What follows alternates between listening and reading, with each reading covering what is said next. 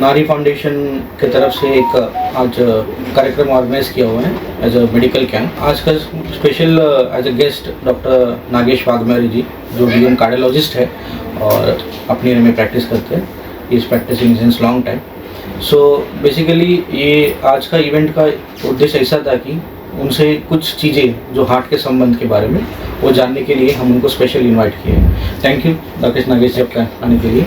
तो बेसिकली आपको सर हम कुछ चीज़ें जो हमारे सोसाइटी में अब बहुत सारे प्रॉब्लम हार्ट के बारे में हो रहे हैं, जैसे कि वेरी रिसेंटली मतलब कोविड के बाद में या कोविड के पहले ऐसा होता था कि हमको पता नहीं, बट कोविड के बाद के आसपास ज़्यादा करके at age group of young age group like 35 to 45 के एज ग्रुप में most of them without warning signs उनको हार्ट अटैक जैसे हार है, और most of them first heart attack में ही सीरियस कॉम्प्लिकेशन होके बहुत जन ने अपनी लाइफ भी गंवा ली।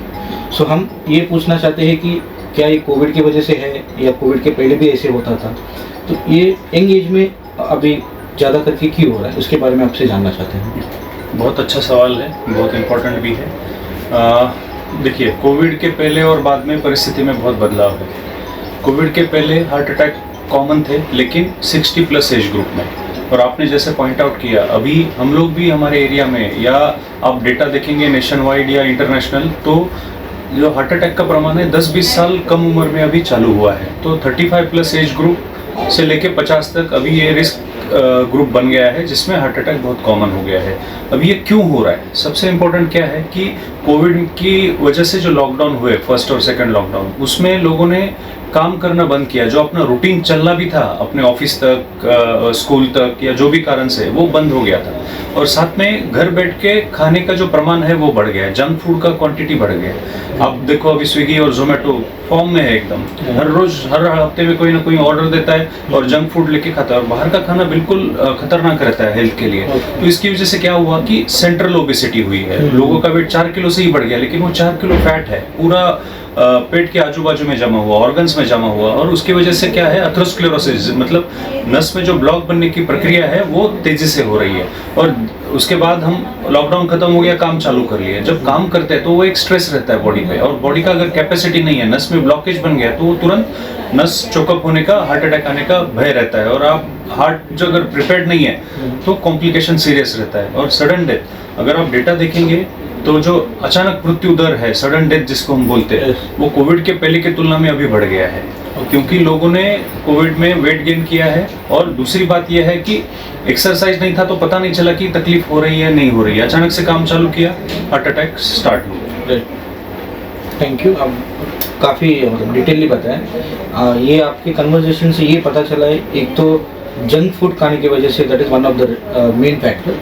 सेकेंड, कोविड के बाद का जो स्ट्रेस है, या तो बहुत जन अनएम्प्लॉयड हुए, या तो बहुत जन का फाइनेंशियल क्राइसिस आया, तो उसके बाद तुरंत कोई दूसरा जॉब, नया जॉब, उसका स्ट्रेस, मतलब ये दोनों का एक मिक्सचर की वजह से काफ़ी ज़्यादा इस पर प्रभाव है। तो उसके साथ में हम जानना चाहते हैं कि सपोज किसी को अगर हार्ट अटैक जैसे सिम्टम्स है, मतलब क्या सिम्टम्स है बेसिकली हार्ट अटैक। ज़्यादा करके हम ये सुनते हैं कि कभी कभी एसिडिटी और हार्ट अटैक का सिम्टम्स सिमिलर जैसे होते हैं। तो ये कौन से साइन है जो हम ये वार्निंग साइन जैसा हम उसको ले सकते हैं, और उनको इमीडिएटली क्या करना चाहिए, मतलब या ऐसे कुछ है कि हम नियर बाय तुरंत हॉस्पिटल में जाना चाहिए, या तो किसका जनरल फिजिशियन का इमीडिएटली कंसल्ट लेना चाहिए। What is the best option? Because एक इंसिडेंस आपको शेयर करना चाहता हूँ। वर्ली में ही one of the patient, obese patient, they have gone to the, normally GP के पास गए, उन्होंने बोला कि it is looking like a heart attack. So in that process they have delayed the hospital जाने तक डिले हो गया,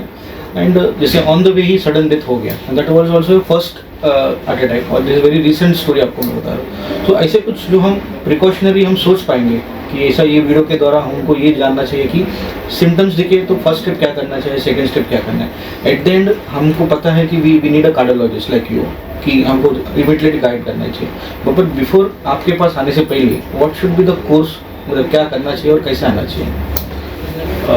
दूसरा बहुत ज़रूरी क्वेश्चन है। देखिए, कैसा है कि सिम्टम हमको पता होने चाहिए, लक्षण क्या होते हैं हार्ट अटैक के, वो बहुत ज़रूरी है। और सबसे इम्पोर्टेंट बात यह है कि एसिडिटी का जो सिम्टम है, यहाँ पे दर्द होना, जलन होना, वो हार्ट अटैक में भी दिखाई देता है। तो जलन अगर किसी को होता है तो उसमें जाके पहले फिजिशियन को कंसल्ट करना है, ईसीजी निकालना है और देखना है कि अपना बेसलाइन ईसीजी जो है उसमें कोई प्रॉब्लम नहीं है। अचानक डेथ ऐसा नहीं होता है। देखो हम लोग फेल होते हैं, अर्ली जो छोटे छोटे सिग्नल रहते हैं बॉडी जो हमको देती है कि आपको हार्ट अटैक आने का चांस है, वो हम मिस करते हैं। हम खुद डॉक्टर बनते हैं, हम बोलते हैं कि मेरे को एसिडिटी हुआ है, ये दवा दे दो, मेडिकल में जाके फ्रीली दवा मिलता है, हम लोग लेते हैं, 4 दिन उसमें निकल जाते हैं। फिर 5वें दिन हम जीपी के पास जाते हैं कि यार एसिडिटी का तो दवा खा रहे हैं लेकिन रिस्पांस नहीं मिल रहा है और अभी पसीना भी आ रहा है, सांस फूल रही है थोड़ी थोड़ी। फिर जीपी बोलते हैं ईसीजी करो, ये दवा लो। वो पेशेंट सोचता है कि पहले दवा लेके देखता हूँ, बाद में ईसीजी करता हूँ।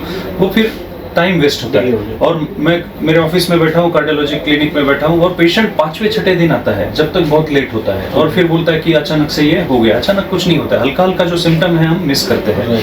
एसिडिटी और हार्ट अटैक का जो एंजाइनल चेस्ट पेन है, इसमें बहुत इंपॉर्टेंट अंतर ये है कि अगर हम चलेंगे, काम करेंगे, सीढ़ी पे चढ़ेंगे तो उसके साथ में वो जो तकलीफ है बढ़ेगी। मतलब आप जब एक्सर्शन करते हो तो आपकी तकलीफ बढ़ेगी। एसिडिटी की तकलीफ कांस्टेंट रहेगी। आप खाना खाने के पहले बैठे हो, बाद में बैठे हो, चल रहे हो तो आपका तकलीफ उतना ही रहेगा। लेकिन हार्ट अटैक का तकलीफ बढ़ेगा एक्सर्शन।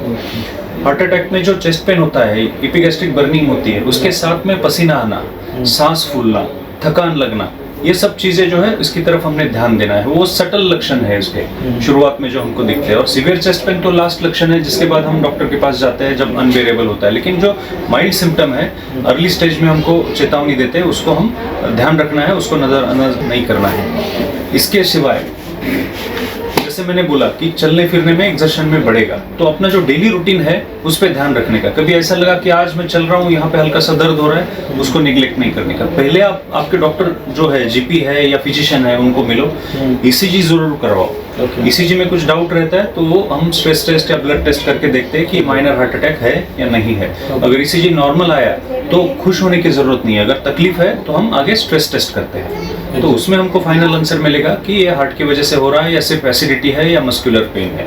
मस्कुलर पेन तो आप डेली ट्रीट करते हो, आपको उसके बारे में आइडिया है। तो हार्ट अटैक का तकलीफ जो है वो स्ट्रेस टेस्ट में बढ़ेगा, उसमें हमको डायग्नोसिस समझेगा। और कैसा है सर, अभी लाइफस्टाइल बदल गया है, ये एथेरोस्क्लेरोटिक डिसीजेस बढ़ गए हैं, लेकिन अपना इंपॉर्टेंट रिस्पॉन्सिबिलिटी है कि हम सही टाइम में उसको डायग्नोस करें, सही टाइम में उसका इलाज करें, ताकि इंसान का जो लाइफ है वो मेंटेन रहे। उसको फैमिली के सपोर्ट की ज़रूरत होती है, फैमिली उसके सपोर्ट के बिना नहीं चलती है। तो इसकी तरफ हमने बहुत इंपॉर्टेंट चीज़ से ध्यान देना है। Exactly, thank you for that answer.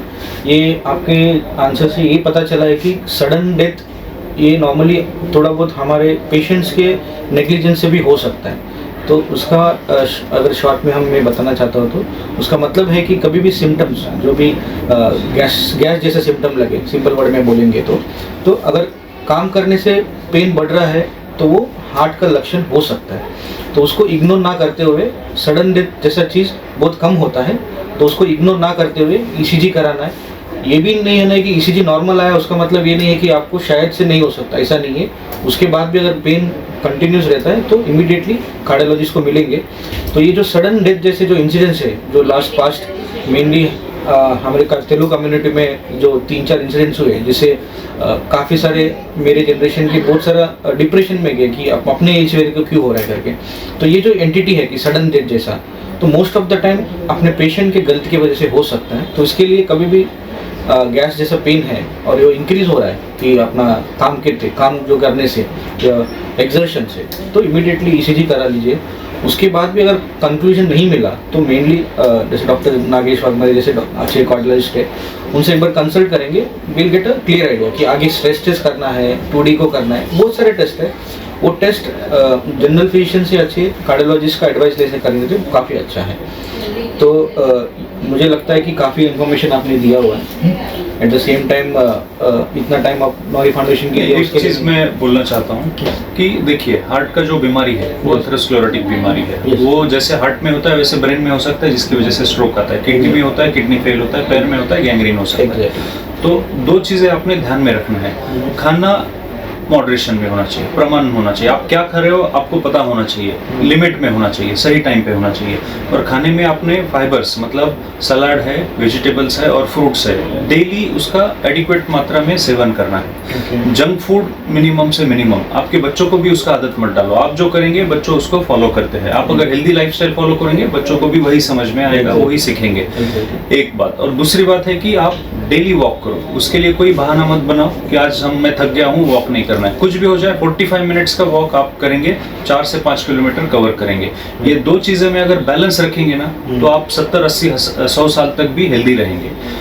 Life लंबी होनी इंपॉर्टेंट है लेकिन उसमें क्वालिटी रहना बहुत जरूरी है। हार्ट की बीमारी से अपने लाइफ का लॉन्गेविटी भी कम होता है और क्वालिटी खराब होता है, आपके फाइनेंसेस ड्रेन होते हैं। और सिंपल तरीके से उसको प्रिवेंट कर सकते हैं और प्रिवेंशन ही बेस्ट है। हार्ट अटैक होने के बहुत सारे रिस्क फैक्टर्स हैं, जैसे कि मैंने बताया डाइट, एक्सरसाइज की कमी होनी। उसके साथ में अभी जो हम देख रहे हैं और एक है कि स्मोकिंग।